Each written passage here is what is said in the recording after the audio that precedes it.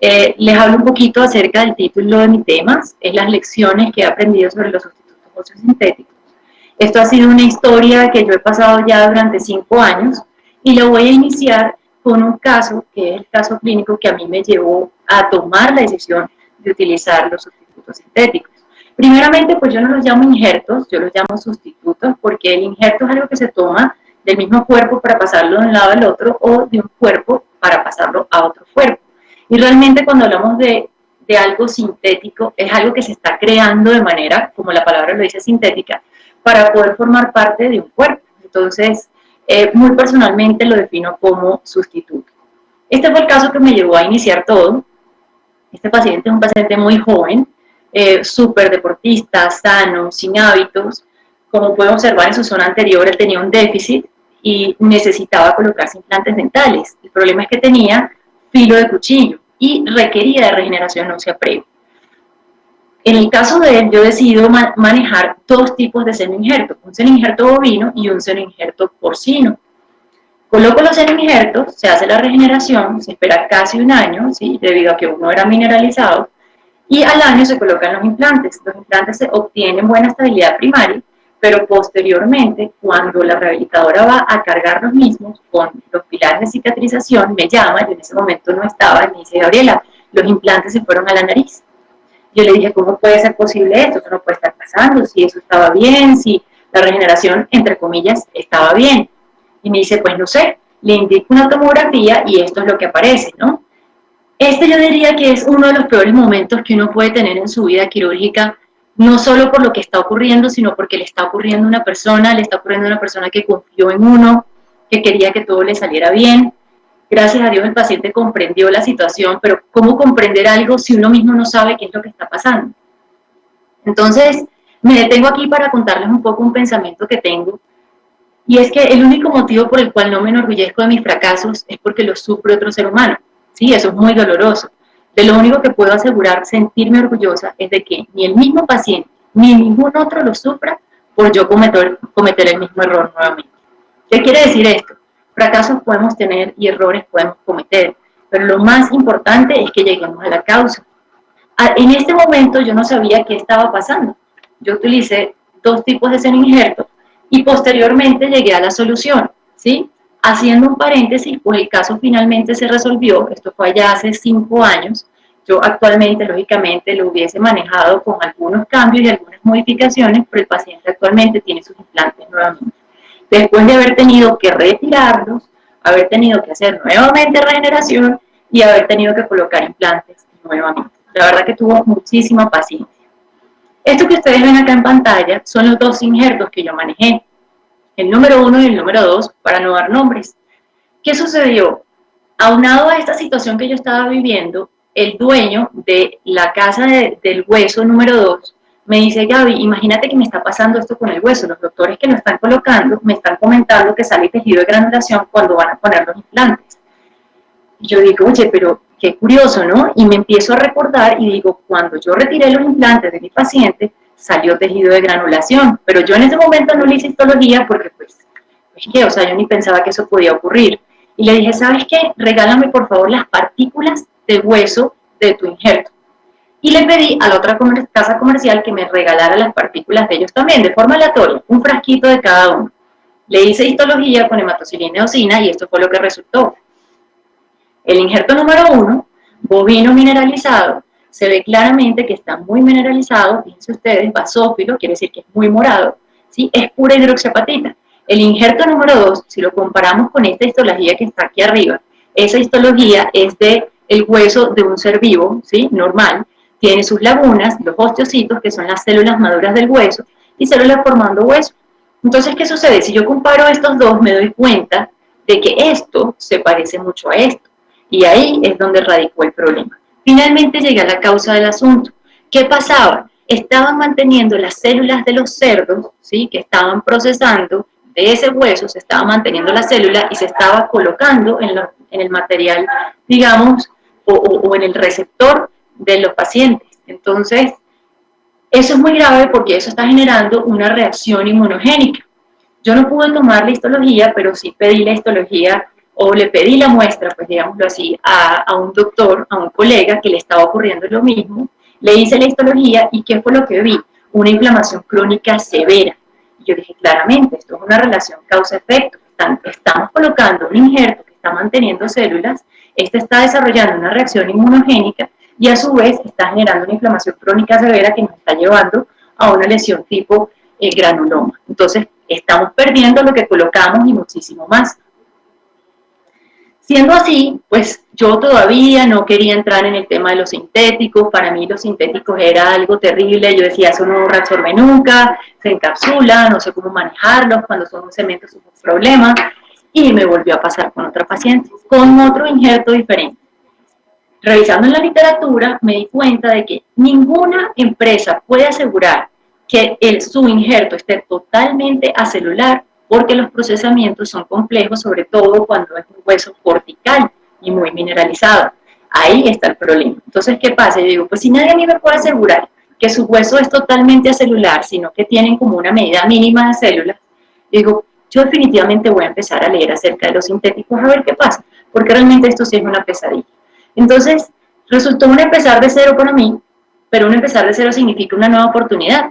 Entonces, me di cuenta inicialmente de que hay muchísima literatura que soporta el uso de materiales sintéticos, ¿sí? Muchas veces los culpamos a ellos, y yo era una de las que lo hacía, y finalmente me di cuenta que debía culparme a mí misma, porque era la manera como yo los estaba manejando, y yo no los estaba comprendiendo. Se me fui a la base. Dije, perfecto, ya va. ¿Por qué no reabsorbe? ¿O por qué sí reabsorbe? ¿Cómo yo me doy cuenta? ¿Cómo hago la diferencia? Resulta que existe hidroxiapatita no reabsorbible, hidroxiapatita reabsorbible, vidrios bioactivos, polímeros, diferentes tipos de sustitutos sintéticos. Entonces, nosotros debemos estar claros cuál decidimos usar, porque de acuerdo a su procesamiento es que se convierte en reabsorbible. Y si nos vamos al más básico todavía, podemos ver la composición del hueso. ¿El hueso de qué se compone? Matriz orgánica, matriz inorgánica y agua. ¿Qué hace una empresa que procesa senoinjertos o que procesa aloinjertos? Retira matriz orgánica, retira agua y mantiene la matriz inorgánica. ¿Qué va a hacer finalmente? ¿Qué? Hidroxiapatita. Entonces, aquí voy con mi primera lección. Comprender la composición y estructura de los sustitutos óseos. ¿Qué quiere decir esto? En la literatura lo hemos reportado. Comparan un BIOS, ¿sí? Partículas de BIOS, con partículas de fosfato de calcio bifásico. ¿Y qué consiguen? Similitud a grandes rasgos. Inclusive el fosfato de calcio bifásico es mucho más poroso, y eso se los voy a decir yo en mi última lección. Y si lo vemos a microscopio óptico, podemos darnos cuenta que las partículas de BIOS son similares a las partículas de hidroxiapatita. Inclusive esto es una partícula de hidroxiapatita en proceso de degradación, pues ya tenía 3 meses en boca de una fascia. Entonces, ya por ahí voy comprendiendo que yo digo, entonces, ¿cuál es el miedo mío si finalmente yo uso senoinjertos y me encantan? Entonces, ¿por qué yo no voy a usar un sintético? Por ahí voy adquiriendo seguridad. Ahora, la composición. No podemos decir que la hidroxiapatita sea igualita al sulfato de calcio, al fosfato de calcio, al sulfato de calcio bifásico. Ahí es donde tenemos que estar claros. Si estamos claros en algo es que es totalmente acelular. De hecho, no hay ni siquiera nicho de células, porque realmente no viene de ningún ser vivo. Y hasta donde nosotros conocemos, ofrece una actividad únicamente osteoconductiva. En casos, por ejemplo, como una elevación de seno, lo que vemos acá, que es un caso que para mí es retador realmente. ¿Qué hacemos? Yo no puedo elegir un sulfato de calcio. ¿Por qué? Y ahí es donde viene la lógica de la composición. Un sulfato de calcio reabsorbe entre 30 y 60 días. ¿Qué quiere decir esto? Que él va a perder muy prontamente sus propiedades mecánicas. ¿Y a qué me va a conllevar esto? Que las presiones de aire dentro del seno maxilar acaben con el sulfato de calcio que yo coloqué. Cuando ustedes vuelvan a abrir, o inclusive tomen otra tomografía nueva, se van a dar cuenta que no hay inflamación para nada, pero es como si no hubiesen hecho absolutamente nada. Mi lección número 2 es la que continúa la primera, que es saber la composición y la estructura. Es tener claro los tiempos de reabsorción y respetar los procesos. Hay algo muy importante, y lo mencionaba el doctor Rodrigo Neiva en una conferencia. Él decía, cuando las personas se colocan implantes de batata en las piernas, ¿ustedes creen que eso les genera más fortaleza? ¿Brincan más fuerte? ¿Corren más rápido? Dice no, porque solo hacen una función de volumen, ¿sí? Entonces también nosotros debemos estar muy claros. cuando nosotros decidimos manejar un injerto o un sustituto, si es realmente para volumen o es realmente para función, ¿sí? O va a generar volumen por unos largos meses y posteriormente sí va a permitir generar función. Y él lo comenta dentro de las causas de la peritonitis, la calidad del tejido blando y del tejido duro que manejamos, tomando en cuenta que el tejido duro es el hueso y es el mismo material de regeneración que nosotros decidimos usar y es el que va a estar en contacto directo con el implante. Porque algo muy diferente es cuando ese injerto óseo o ese sustituto va a estar en contacto con una tabla vestibular. Pero ya cuando va a estar en contacto con el implante, tenemos que tener en cuenta los módulos de elasticidad. Continuando con la parte de reabsorción y respetar los procesos. Este es un caso en el que se colocó un implante al paciente, se extrajo el molar y se decidió hacer preservación alveolar por varios motivos. ¿Qué decidí usar? Hidroxiapatita y sulfato de calcio bifásico. ¿Por qué? Tengo un 33% de hidroxiapatita y el restante es el porcentaje que va a ocupar el sulfato de calcio bifásico. ¿Qué quiere decir esto para mí? Como yo lo convierto, ¿no? Clínicamente, ¿qué quiere decir? Que en 3 meses, que es el periodo en el que reabsorbe el sulfato de calcio, pueda tener un 66.6% del espacio de hueso regenerado del paciente. Esta seguridad yo no la puedo contemplar con ningún otro tipo de injerto. ¿Por qué? Porque dicen entre tanto y tanto, tantos y tantos meses. Entonces uno tiene que estar, bueno, dejémoslo un poquito más, y uno va haciendo histología y va determinando los tiempos, pero no existe una seguridad. Y pues tomando en cuenta que hay la hidroxiapatita reabsorbible, la no reabsorbible, fosfato tricálcico, vidrios bioactivos, pues debemos tomar en cuenta esto y elegir el que más se amolde a cada caso. Este es un paciente español, yo no puedo pensar que él va a estar esperando un año para poder colocarse implantes. Entonces, ¿qué hago? Manejo un sustituto óseo que me permita tener un buen volumen, un buen andamio, que es lo que me hace la hidroxiapatita, pero a su vez no me va a perjudicar el momento en el de la colocación. Esa tomografía, fíjense ustedes acá, podemos ver cómo se ve el huesito más inmaduro, ¿sí? Que en esta zona, y se ve muy bien delimitado. Yo manejé una buena barrera oclusiva, una membrana que a los meses se osifica. Entonces, ¿qué sucede aquí? Esto fue a los 4 meses, yo dije, esperemos un mesecito más, ¿sí? No, tampoco tenemos tanto afán. Esperamos un mes más, colocamos el implante y en la zona donde colocamos el implante, pues yo hice histología. ¿Qué observé? Sí, observé algunas partículas de hidroxiapatita, como es de esperarse, pero también observé muy alto porcentaje de hueso maduro. Y aquí me pone a pensar, ¿no? Ya entra algo más en la historia, pero yo me quedo quieta mientras tanto porque pues uso melatonina y la melatonina también influye en la regeneración ósea. Mientras tanto paso a mi lección número 3 y quiero que quede grabado en ustedes esta imagen porque al final les voy a hablar de ella. No todos los sustitutos sintéticos tienen las mismas indicaciones. ¿Sí? Para obtener ganancias horizontales, donde yo necesito obtener volumen, como en este caso, yo no puedo usar simplemente un sulfato de calcio o un fosfato tricálcico beta. Yo tengo que agregar algo que me ayude a ese andamio, que me ayude a ese volumen. ¿Y qué es? La hidroxiapatita. En este caso, ¿por qué yo decidí hidroxiapatita en un 60%? Porque yo necesito que sí me mantenga el volumen por más tiempo. Y manejé fosfato tricálcico en un 40% del espacio.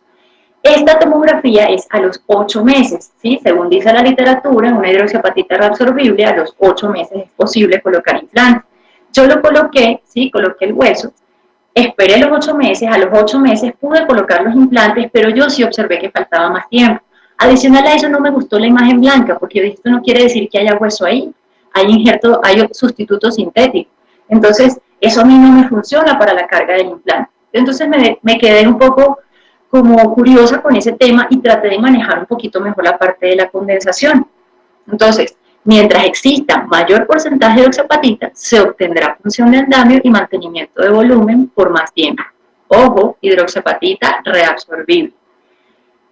¿Qué indicación tenemos nosotros para este tipo de casos? Este tipo de casos tiene de todo un poquito porque tengo la zona del premolar que estaba en filo de cuchillo y me tocó hacer una regeneración horizontal y adicional a eso se extrajo el molar y se hizo preservación, pero como ustedes pueden ver acá, pues yo no tenía tabla vestibular, esto fue ganancia.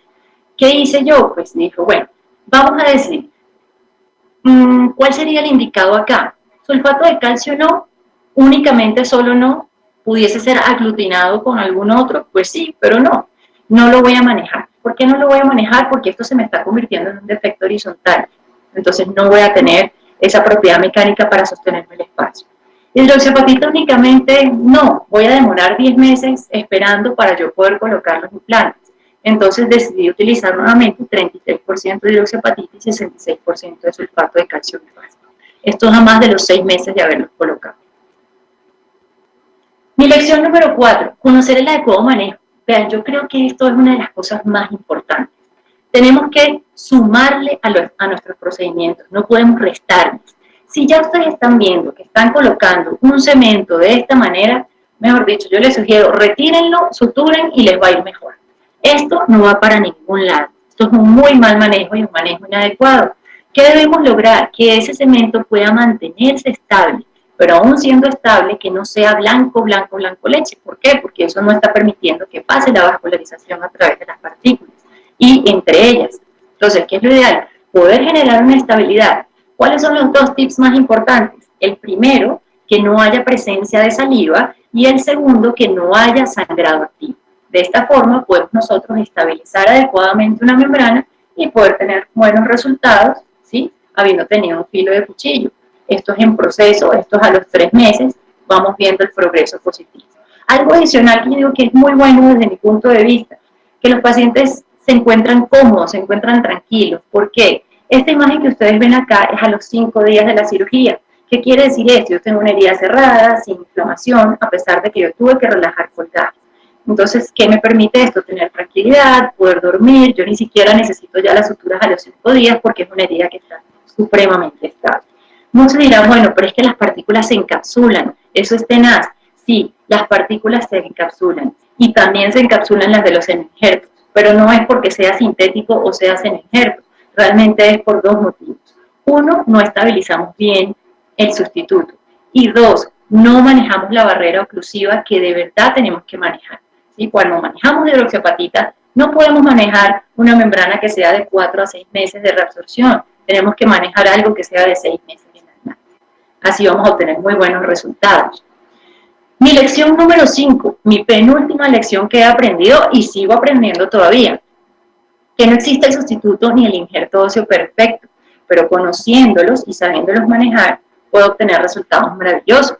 Este caso es un paciente muy joven, él realmente tenía mucho trauma al odontólogo porque le había ido muy mal, le había intentado sacar este diente con un alambre, eso había sido muy tenaz.